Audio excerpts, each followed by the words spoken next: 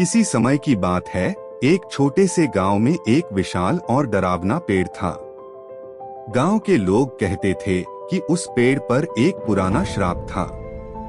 कहते थे कि जो भी उसके पास गया वह कभी लौटकर नहीं आया।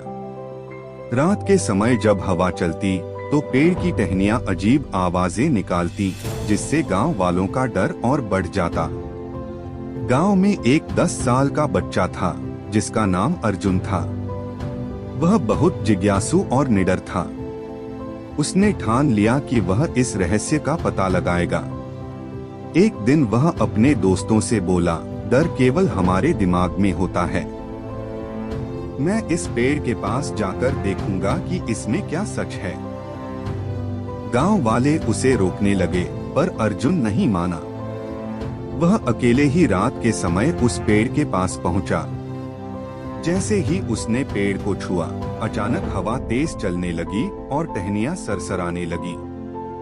अर्जुन घबराया नहीं, बल्कि ध्यान से देखने लगा। तभी उसे महसूस हुआ कि पेड़ की शाखाओं में कई सूखे पत्ते थे जो तेज हवा में अजीब आवाजें निकाल रहे थे।